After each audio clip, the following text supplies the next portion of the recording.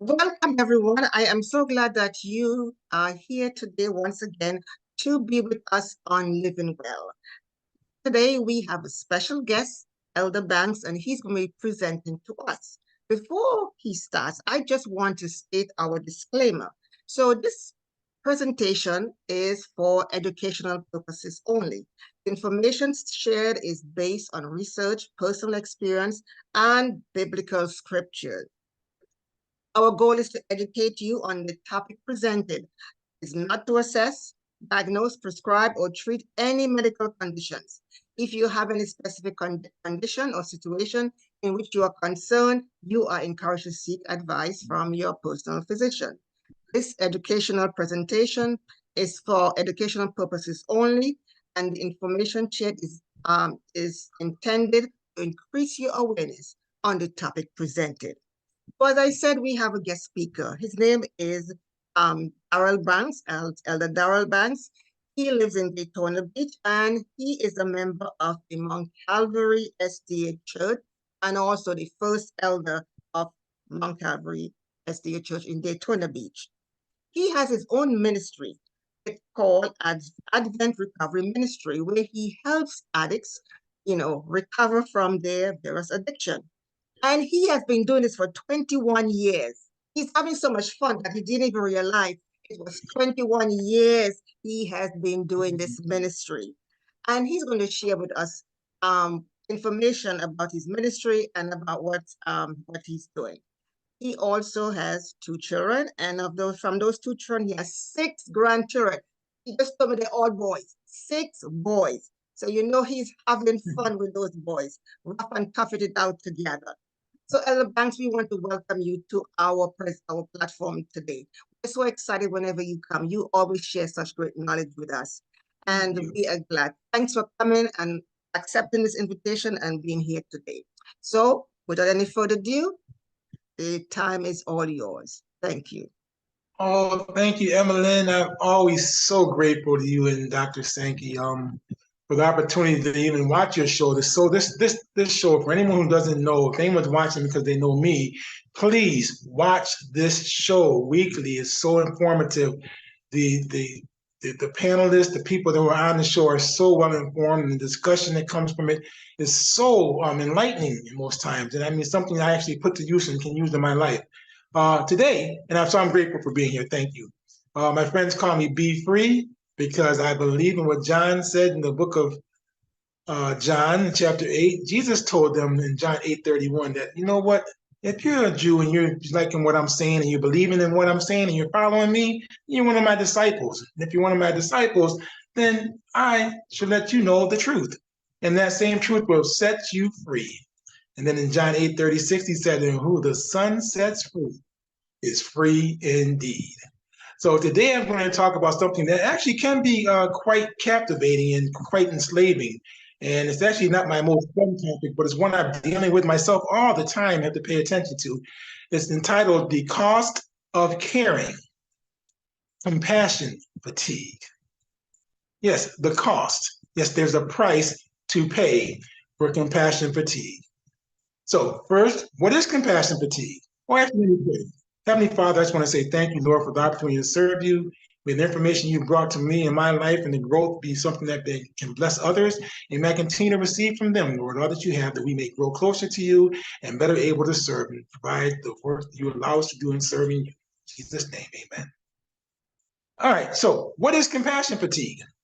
Compassion fatigue is the cost of caring for others or for their emotional pain. This is resulting from the desire to help to relieve the suffering of others.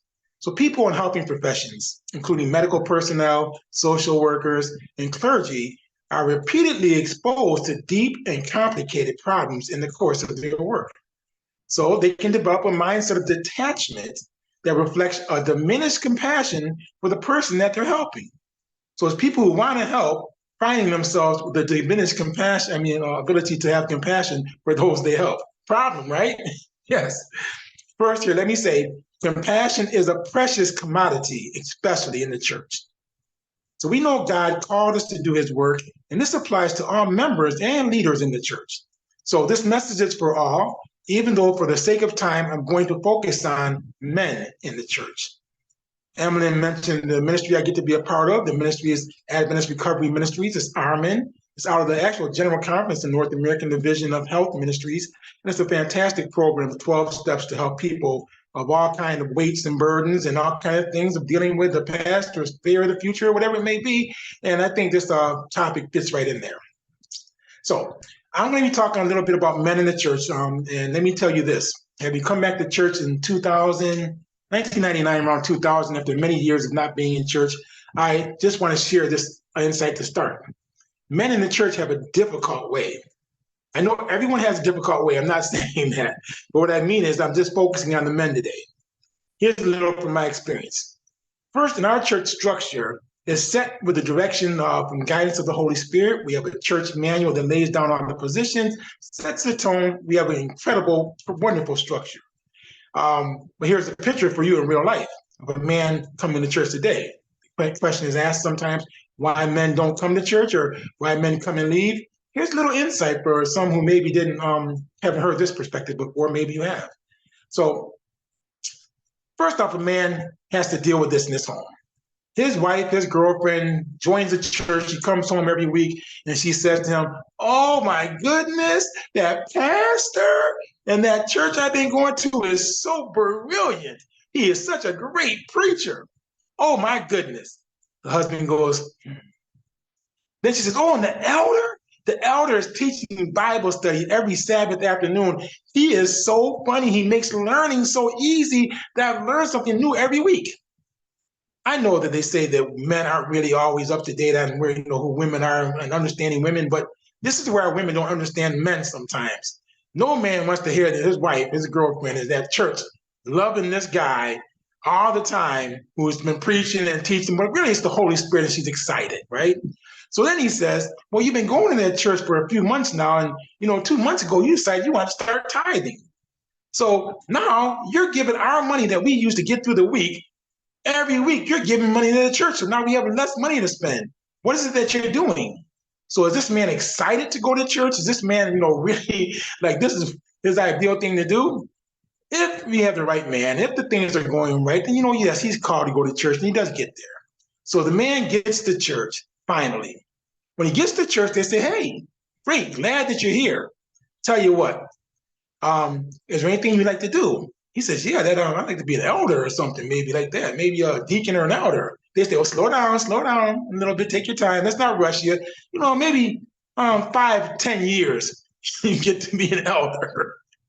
So the man that your wife is fawning all over, you might get to be in that position maybe in 10 years if you stick with it. So I just want to say there's more positions in church men than elders and deacons. And when we don't present our church that way, and I'm actually giving part of the answer to compassion fatigue for elders and pastors, I'm giving some answers here. Help the men develop and find roles that they can be used in.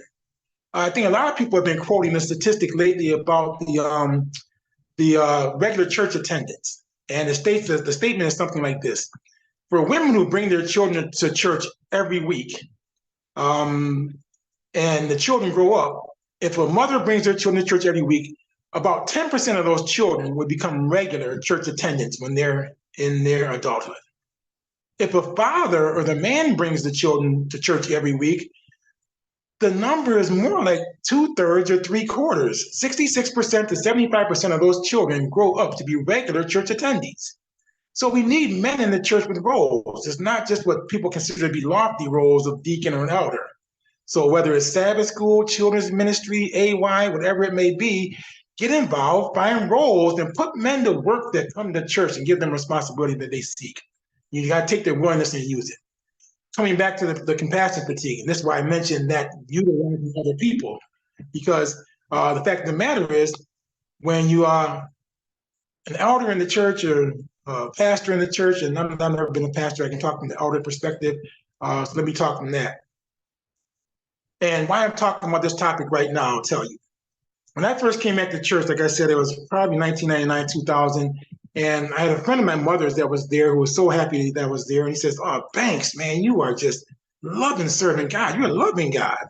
And I knew the structure and knew I did not have false ideas about some lofty position. And I was just jumping in anywhere I could. I was driving the van. I was taking the kids on to, to the park. I was, helping the pathfinders. I was Sabbath school assistant superintendent, AY assistant. Whatever I could do, I was doing. He said, Banks, let me tell you, I got something for you. I see how much you love the Lord. So here's this piece of wisdom that will help you. You love serving the Lord. Now let me make this clear to you as you go forward. Serving God means you're serving his children. Seems kind of simple on the face of it. He says there'll be some bumpy roads. It won't always be peaches and cream. When you're serving God, you are serving his children. Good days, bad days, all of that. So let me get back to that. So Brother Stokes told me it was true.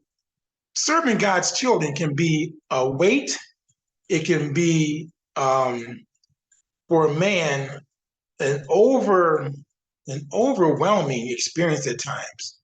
Dealing with, everyone's not. I actually deal with people. That's my job choice. It's the things that I do. I'm a helping person, and work in helping professions. But all the time, week after week, Sabbath after Sabbath, just dealing with everybody all the time and all their weights. One person's upset because the fan is on.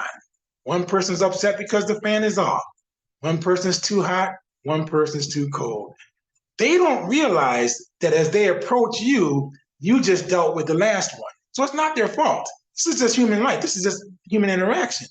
So we've given them the ideal that we're Superman and can handle any situation, and they don't realize that you just had 10 in a row. They don't realize, so you have to realize. Compassion fatigue is all about noticing yourself. You get to the point that you start displaying some of the signs of compassion fatigue. Here are some of the signs. You start getting cranky. You start losing your patience. You may be having some troubles at home even. You start maybe having physical symptoms like headaches. Maybe you're not sleeping well at night. Maybe you're nauseous when it's time to go to church. A lot of different things start to take effect, and you don't even recognize fully what's happening. And then there you are, right back in the situation, not understanding that you have a weight to bear, and this is what you're going through. So the first thing about compassion fatigue is you're the best one to diagnose it in you. So you have to pay attention. So I'll say this: being an elder in the church is a very daunting job. I love it. It's such an awesome responsibility. It's such an awesome job. If you look in the church manual, I think it's probably around pages 77. I think and you look at the requirements or the the responsibilities of an elder. You'll see all the tasks that an elder has to do. A man of God, he stays out of trouble. He's able to teach. He's able to deal with people. He's able to help the pastor carry out the mission of the church. He's able to help all the different departments. He's able to deal with all these things. And that's what it takes. So I'm going to very quickly give you some information that's not so pleasant for me to share, but I want to be clear about why I'm telling you this message today. Of the last 4 churches I've done any service in, and I've been back in church, as I said, since 2000. And I've been an elder, I think, the last almost 10 years, maybe. I don't know. The first church that I became an elder in, the head elder there got a divorce. The next church I was in was Bladensburg, Maryland, and I'm now going to do name names out of respect because in Bladensburg, Maryland, I just left Bladensburg after serving there and moved to Florida. And the gentleman who was the head elder there was my friend. His name is Eddie Hicks. On June 18th of 2021, Eddie Hicks passed away at the age of 56. He was the head elder. Beautiful man, beautiful family. I came down here to Mount Calvary in Mount Calvary in Daytona Beach on June 6, 2023. My good friend and the head elder here, Kenneth Walker, at the age of 63, went to his rest. Our sister church here in DeLand is Emmanuel Seventh-day Adventist Church, and thank God this brother, he's doing fine now. But Elder Hall, at the age of 68 in January of this year, had a heart attack.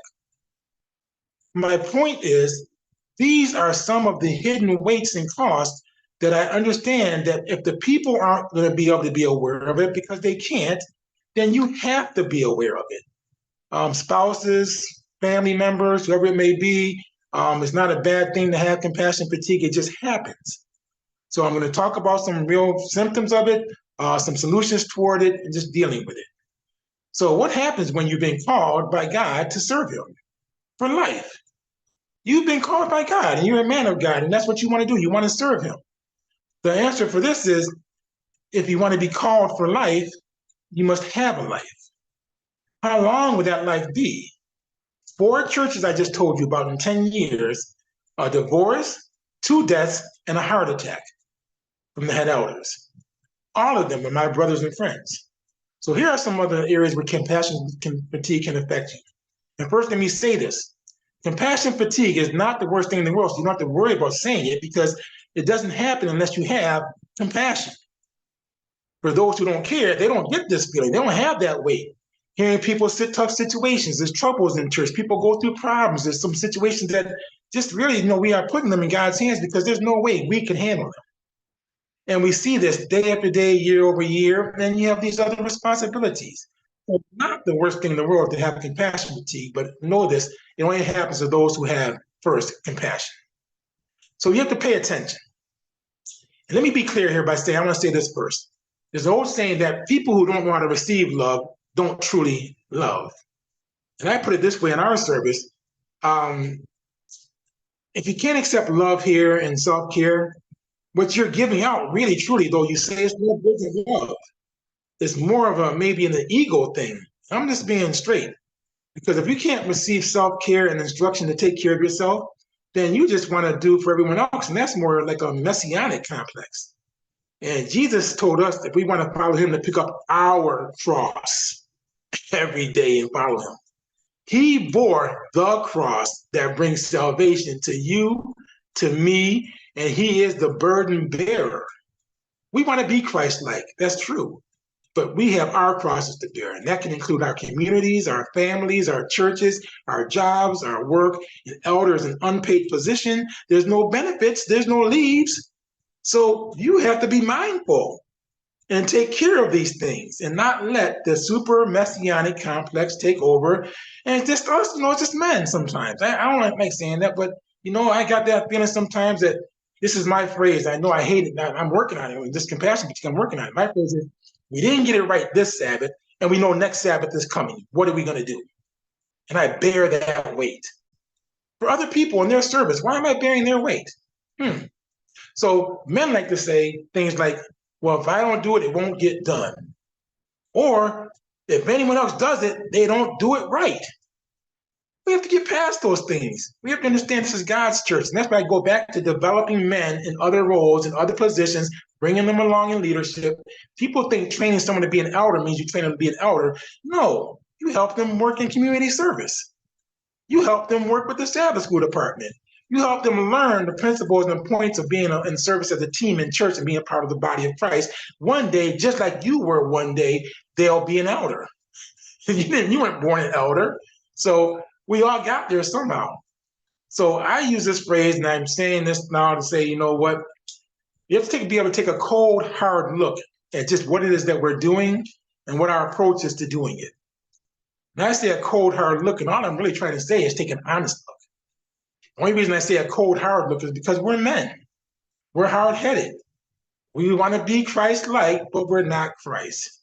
I want to use this text from Isaiah 61. It should be familiar, but listen to this in this context. Ministers, Isaiah 61. The Spirit of the Lord is upon me, because the Lord hath anointed me to preach good tidings unto the meek. He has sent me to bind up the brokenhearted, to proclaim liberty to the captives, and the opening of the prison to them that are bound. Well, ministers, we share Christ's mission as well as we need to be able to receive it. We absolutely require God's healing and his help. We are not exempt. We might need more of it than others. Face to face with our denial, that's the cold, hard truth, we need to know self-care does not mean selfish. Called for a life of service to Christ, have a life. Live it as if Jesus Christ is coming back tomorrow, but you're still living it as if you're able to continue serving him for the next 20 years. So you have to have some balance there. Some things have to change in some of our approaches. So we set our daily pattern on the long term. You take care of yourself. The solution, the first thing is to be able to identify it. Again, I come back to start noticing, paying attention to yourself. when you're losing patience, feeling nauseous, getting headaches, emotionally, physically, we have all these symptoms from this result of this because our bodies are not meant for the stresses or for more than we're supposed to be carrying. Look at Jethro's admonition to Moses I like the King James Version. Jethro's admonition to Moses in Exodus 18. In verse 13, this is how he phrases it. I'm starting in verse 13. The King James Version nails my point today. And it came to pass on the morrow that Moses sat to judge the people, and the people stood by Moses from the morning until the evening. And when Moses' father-in-law saw all that he did to the people, he said, why is this thing that you doest to the people? Why sittest thou thyself alone, and all the people stand by thee from morning until even? And Moses said unto his father-in-law, because the people come unto me to inquire of God. What a noble, wonderful thing to be, to be an elder, It's a great thing to be. Well, verse 16, when they have a matter, they come unto me, and I judge between one and another, and I do make them know the statutes of God and his laws. It's great being an elder. And Moses' father-in-law said unto him, the thing that thou doest is not good. That's the King James Version. Thou wilt surely wear away both thou and this people that is with thee, for this thing is too heavy for thee. Thou art not able to perform it thyself alone. So elders out there, people will take this on that way, which I admit to doing myself, and I'm working hard on it today. You aren't helping people. You're creating a false dependence on you, hopefully not out of ego or for self-importance, but you do it, both of you, a disservice. So from this point, instead of placing your efforts on, if I don't do it, let's try to transform to, let me teach and make my business and our church's method, teach and build men. These are some steps from recovering from a bout with compassion fatigue, so I must get them in. Reduce your workload. Take time away from work. Establish clear life boundaries and changing your approach to work. I've got to say, the Sabbath, the most wonderful, special day God created, hallowed it, set it apart, all those things. And what do we spend our Sabbaths on, elders? Work. That is our built-in factor. But as you're spent working, you must remember God intends for your rest and for your rejuvenation also. So as you set these things in place, be as intentional about it as you are about next Sabbath's church schedule. Be sure to enjoy Sabbath rest, because out of all the week, the Sabbath rest is the best. So as I said in the beginning, this does affect our leaders. However, the problem I'm discussing today really impacts focus on elders. So we're called to serve for life, but we also have to recognize we can get compassion fatigue. I want to quickly mention the blue zones. The blue zones are the study that they talked about. They talked about why Seventh-day Adventists live longer than most people. So they talk about Japan, Greece, Costa Rica, and Loma Linda. They identify for us. And because we have all those great health principles. We have New Start, nutrition, exercise, water, sun, trusting God, temperance, temperance, air, rest, trusting God, New Start principle from health ministries. And we have all those things, but here we are, and we don't take advantage of the same thing that we're preaching as elders. We have to understand we benefit from the Sabbath rest. There's a great book by Joel Lieberman. Joel Lieberman was actually a Jewish senator. And Joel Lieberman was the senator that ran for vice president with Al Gore, who really won if it wasn't for the state of Florida. But anyways, I digress. So Joel Lieberman would have been our vice president. He wrote this book before that even happened, right around the same time, I guess. Oh, no, it was after, because it was in 2011, I think. Anyways, so Joel Lieberman wrote this book about, and get this, the gift of rest, rediscovering the beauty of the Sabbath. He states in there, the Sabbath was given as a gift from God to everyone. In the foreword, his co-writer says, in our time-starved culture, we race through our hectic days, desperately wishing for more time with family, friends, and ourselves, as the hands on the clock whir around the hours at ever-increasing speed. But the truth is, our bodies and souls were created to rest regularly, and when they do, here's the benefit, we experience heightened productivity, improved health, and a more meaningful relationships. So the macho mentality has to go. If I don't do it, it won't get done, or it won't get done right. It has to be turned into, how about I spend my life and my energy helping others learn how to do what I've learned because someone taught me. I'm not the first person to ever do this. So Jesus said, pick up your cross, pick up your cross. So we looked at how it comes, some symptoms. I'll tell you lastly, my last point is how to avoid it from coming.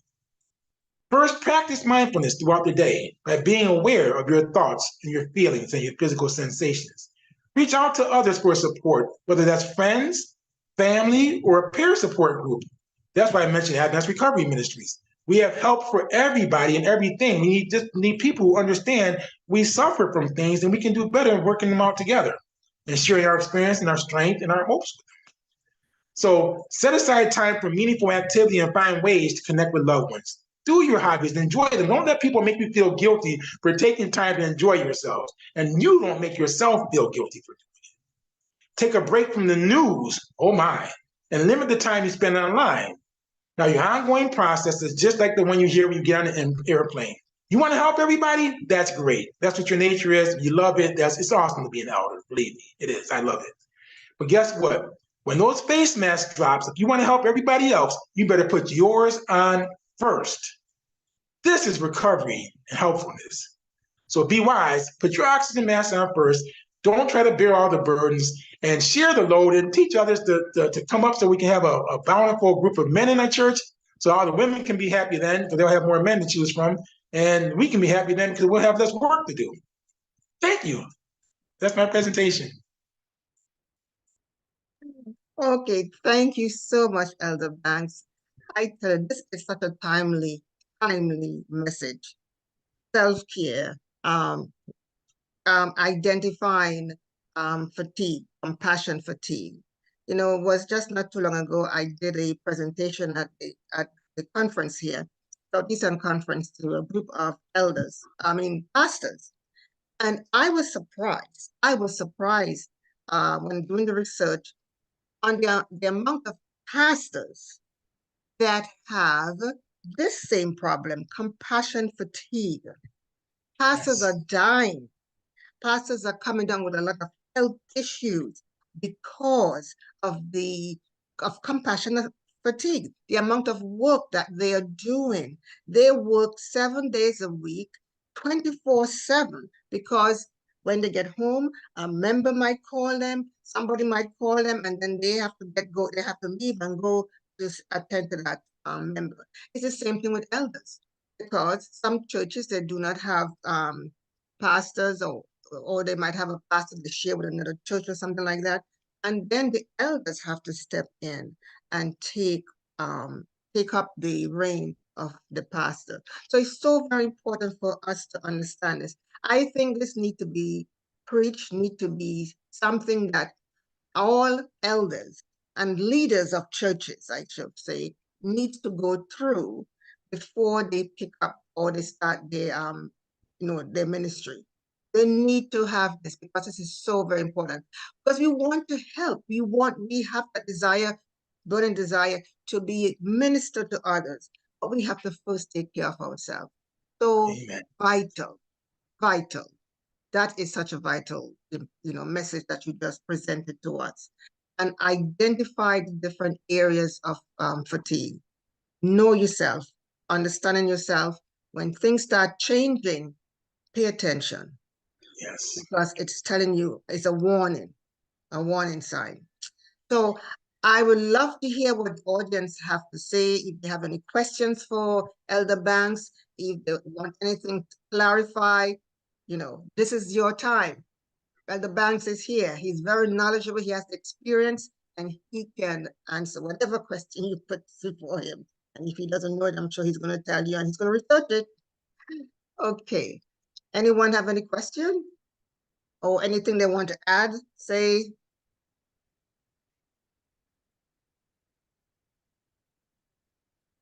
Okay, let me see if anything's in the chat. Okay, I do not see anything in the chat. If you want to, you can write your question in the chat or whatever your statement, and I can read it, no problem. So,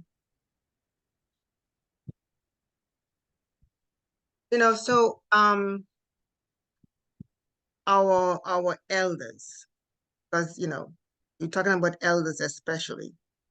When we have our elders for the year, when they institute these elders for the year, do they do anything regarding training them how, what their role is like, what their role is. Because, we have a lot of young elders too come up in the church. I know some churches start with the youth, training them for that position for later on. But are we doing, or do they do special training for these men? Because that is so important. I think this is something that they need to start doing. Emmeline, sadly, well, first, let me say the good news. The good news is they're doing a lot more training and paying attention to a lot more things, especially here in the Southeastern Conference. I went to an elders training that was fantastic, and they did more than I'd seen in a while. I actually come originally from the Northeastern Conference, and we had an incredible training up there on how to be an elder, but they don't touch on things like this. This is something that's kind of like a quiet sickness that no one wants to admit to. That's why I mentioned the denial. So I was going to say, sadly, you can't train what you don't know. And I don't know old school, new school, or count anyone's learning just to those two categories. So it could be an old school elder that understands these things completely, and a new school one who has no idea whatsoever. I don't know, but you can't train what you don't know. And the times are changing. We know that, when people say Jesus went through everything that we can go through, some people go, oh, not these days standards, but no, he went through the same feelings and experienced the same hurt and the same pain and had the same problems of disloyalty and things like that we all go through. But I would say we have a new set of circumstances these days. The world is getting stressful. I mentioned compassion fatigue, for example. I mentioned not watching the news. We have more information about more things. My heart breaks for the people in Haiti. My heart just wanes for the people on the Gaza Strip. And you hear about it for a while, then you don't till the next one comes. So we have a new complete set of circumstances that I think is going to take more than just a normal elders training. That's why I love Advanced Recovery Ministries. My point is about getting together, and support groups are the hidden secret, no cost, no charge, but people who can find in themselves some lack of being 100% of everything to themselves that they are. First off, they need Jesus. Love a group of people who need Jesus. And second off, they also can see where we can improve. So I love being around those two groups of people. And groups like Advanced Recovery Ministries are great there, because needing Jesus and finding areas where I can improve and learning from others and sharing with others is a fantastic way. But as far as the direct elder staff, I don't think so. I don't think pastors get this much training even themselves, even when they have classes. I don't know, maybe 3 credits, 6 credits. Mm-hmm. Yeah. Yeah. Because when talking to the pastors, they were saying the same thing. I know one of the questions they asked was, on Sabbath, it seems like they do more work on Sabbath than any day of the week. So how can a pastor curtail his Sabbath where he can have time to preach, do the Lord's work, and at the same time take care of his family? How can they do that? So it's clear that I think most pastors, in my experience being an elder, I think most pastors are pretty good at setting boundaries and setting times. It's but I'm going to lean toward the elder side and say we don't get paid time off. Mm-hmm. We don't have vacations. We don't have, our bills are our bills to be paid regardless of whether we come to church or not. Mm-hmm. So for anyone in leadership, starting with pastors being the most honorable, I mean, such a great position. All of us have a special weight to bear. So we must first have our own devotion and our time to be close to God and Jesus. And I like to use the phrase in my life of knowing where I end and where God begins. What are my responsibilities? What are my abilities? And where does God take over? They blur, as I said sometimes. And for all the practices, you must diligently, intentionally is the new word, set boundaries, set schedules. I said, no one else knows that you just got off the phone with sister so-and-so or brother so-and-so. Mm-hmm. No, they don't know that. So we have to do it ourselves. And so the challenging part, though, is doing it in a way that I tell people, no, not right now, no, not right now, no, not right now, no, not right now.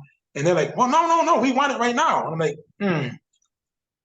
oh, God, please help me. You take a deep breath. You ask God to help you get through one more without showing that you've lost the empathy that you like to serve God's children with, and they feel they deserve. They deserve it.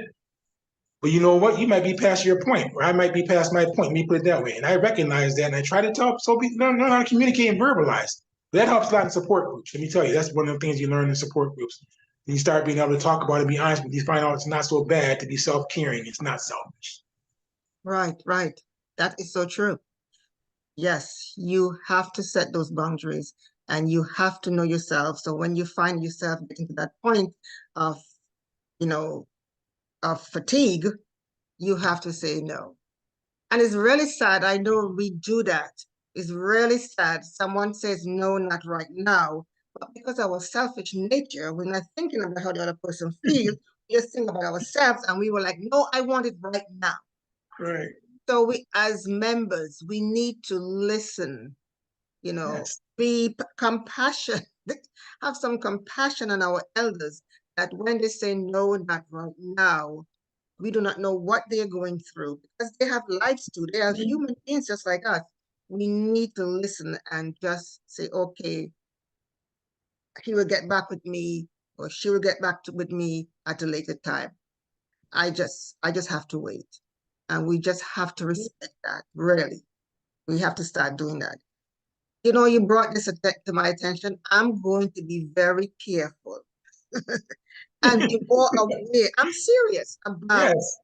other people's feelings, especially others who are in leadership.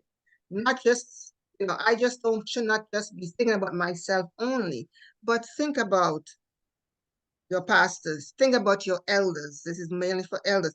Think about your elders, what they're experiencing. They have to work, as you said, they have their own jobs besides what they do at church. So just don't crowd them all the time with all of our problems. Sometimes we can go to a friend or somebody else and, share what burdens we have. And if maybe that doesn't work, then you might seek your elder out. But we need to. Thank you. Thank you, Emily. And one other thing is, again, I put a lot of onus back on because you can't always count on the people or someone outside of you doing something right when you know you have to do something yourself. You just have to sometimes do it. It may become unpopular and they don't know, but God knows. He knows what He's giving you. But one of the things that I should have mentioned more clearly is do those hobbies, do the things that you enjoy. When you have time for yourself, take the time. The Sabbath rest of 7 days is wonderful, but we're not meant to go 24 hours a day. We have to find in our own days time. Had some people in town last week was bike week in Daytona Beach, and had some people come visit last weekend.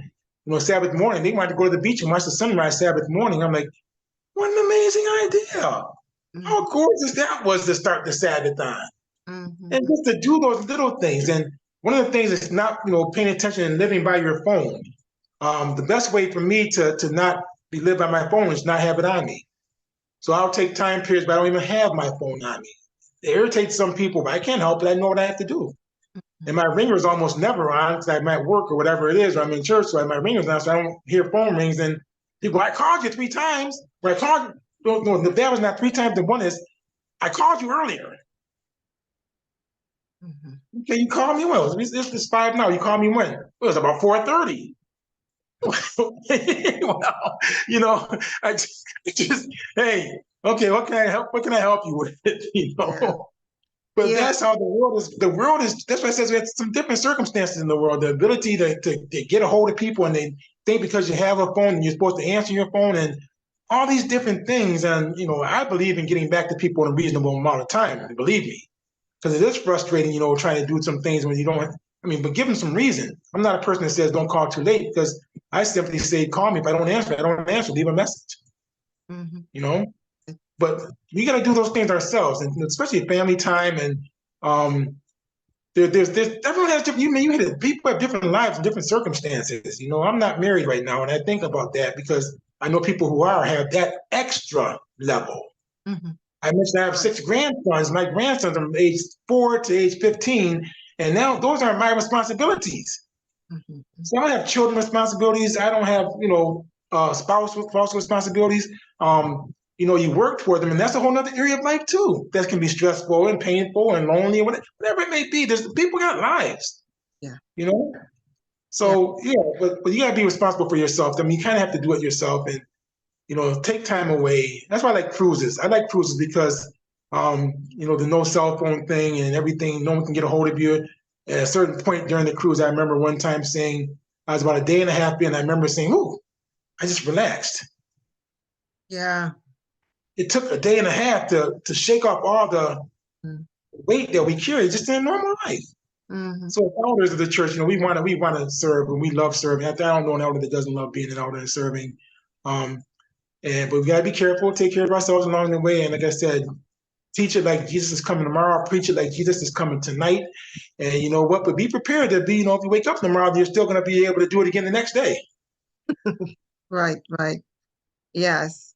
And what I can say as members, we need to be sensitive to the needs of our elders. Do not bog them down. Yes, when you have a need, you can contact them. But if they do not answer their phone, do not keep calling, calling, calling. You left a message, they're going to get back with you. Oh boy, you brought us some good points, and I really appreciate what you just, the topic, compassion fatigue, because I know as a nurse working in the health field, you see you see people who are so sick, and you see it over and over and over again. And after a while, it just comes to a point where you like, that's just another one. There goes another one. So Yep. you have to be able to to, to have that within you to recognize what's going on with you, so you can change that mindset to say, okay, this is a child of God. I look at each one of my patients as a child of God. God died for that person, and because that person's a child of God, that person is also my sister or brother. So I have to look at them in that special way. Some of them could be really mean and nasty to you, say all kind of things to you, but you still just have to walk away with a smile. You have. It was sometimes to be very challenging being a leader, being in a position of leadership, being in a position of caring for others, because sometimes it could be very, very task, very mentally draining for you. This is a caregiver issue. This is a caregiver issue. And I don't think people often look at elders as caregivers. That's why I brought it this direction. Because coming from the counseling background, coming from the nursing background, coming from healthcare as a chaplain, I've served, in many different ways. I've seen other people, and it scared me. Mm-hmm. And all they do is change jobs. They don't change their field. They don't change something, and they're just miserable at the next job. It's just a different setting. They're still, the old phrase, wherever you go, there you are. So eventually you're forced to deal with this. Either you deal with it or you don't. You have, you don't. I think about when we got saved, and I love the text in Psalm 51 which says, "Restore to me the joy of thy salvation." Mm-hmm. So the same way we go into these fields as helpers, wanting to help people, compassionate. That's the key. You do these things because you're in those areas because you want to help people. That's what your desire is. And if we can find that joy and get that joy restored and keep it, then it's worth it. Wonderful. Thanks again, Elder Bank, for bringing such a topic to our attention. I really appreciate it. I enjoy this. Thank you so much. Whenever you come, you always bring something new, something refreshing, something that we can take away with. Thank you so much. Well, be free of your burdens. Be free. Yes, be free. So as I said, Elder Banks is the director, the founder of Adventist Recovery Ministry. You can find this, I think, throughout all the different conferences in. No, man, please, let me make sure that's clear. Let me make sure that's clear. Just I got the pleasure of meeting Katia Reinhardt, who's actually now the GC now, and Dr. Angeline Broward now is the North American Division Health Ministries leader. This is a program in our health ministries that's hidden. It's right at our disposal and we don't make use of it. And that's why I find it such a jewel and like to tell people about it and like to see it grow around the area. But I have had the pleasure of starting 5 groups because it grows across the country and several of them are still active. And it's a blessing to have in your church or to have in your community. Right. So keep that in mind, Adventist Recovery Ministries. Right. Yes. You know what?